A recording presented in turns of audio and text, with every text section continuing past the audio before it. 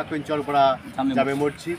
তো এখানে আমরা এই মসজিদের সরাসরি যিনি সভাপতি রয়েছেন, আমরা এই সভাপতির সাথে কথা বলতেছি। মসজিদে বলেন।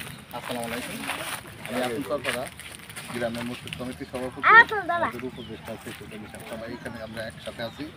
আমাদের সমাজের বিত্তবানদের কাছে একটাই দাবি, এই মসজিদটা খুব ছোট, গ্রামের এলাকা, মসজিদটা ছোট, কিন্তু কোনো শুক্রবারে এই মসজিদে মুসল্লি যত মসজিদের জায়গায় তারা বাইরে নামাজ আদায় করে। এখন আপনাদের কাছে আমাদের দাবি, আমরা মুসলমান, এই মসজিদটা কীভাবে উন্নত করা যায়। মসজিদে ইমাম সাহেব আছে, তার বেতন দিতে পারি না অনেক সময়, সরকারের কাছে। মসজিদের উন্নয়নমূলক কাজের জন্য ধর্মপ্রাণ ও বিত্তবানদের এগিয়ে আসার আহ্বান। বিশেষ প্রতিবেদক রেজাউল করিম, ক্যামেরায় ছিলেন মোহাম্মদ রুহুল আমিন ভূঁইয়া।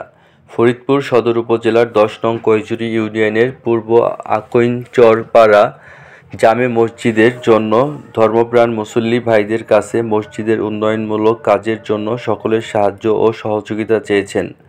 এ সময় পূর্ব চরপাড়া জামে মসজিদের সভাপতি মোহাম্মদ ওয়াহিদুজ্জামান শামীম একথা বলেন।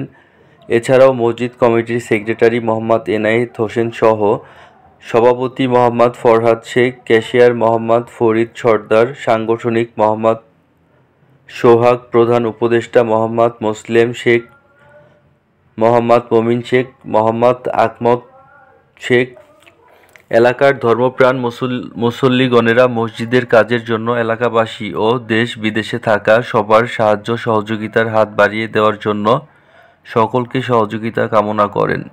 এ সময় মসজিদের নবগঠিত সভাপতি মোহাম্মদ ওয়াহিদুজ্জামান শামীম বলেন, মহান আল্লাহ তাআলার ঘর, এখানে আপনারা আপনার সকলের দায়িত্ব নিয়ে এই মসজিদ উন্নয়নমূলক কাজ করতে হবে এবং অত্র এলাকার সকল অভিভাবকদের বলেন আপনাদের সন্তানদের নামাজের তাগিদ দিয়ে মসজিদে মুখী করতে হবে, যাতে করে একটি সুন্দর সমাজ গঠনে ভূমিকা রাখতে পারে।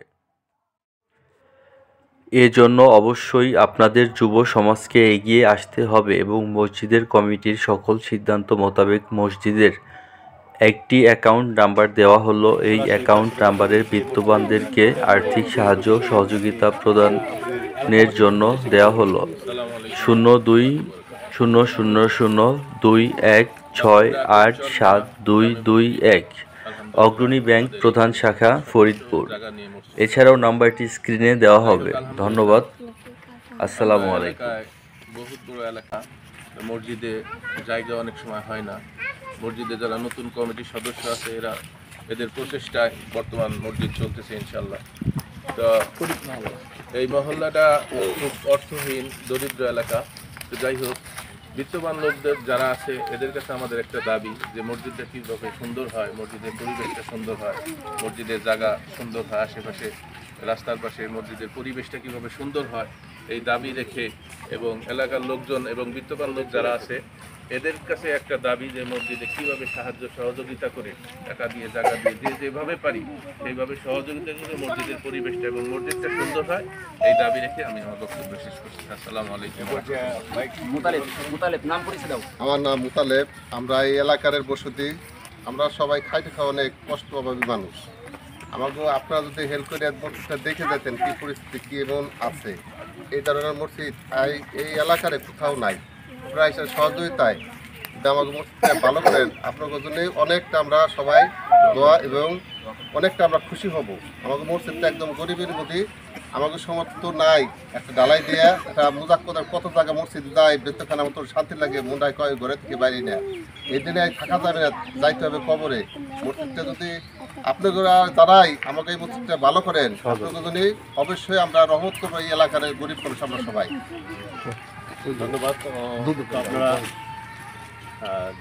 জানতে পারলেন যে চরপাড়া গ্রামে যে জামে মসজিদটি রয়েছে,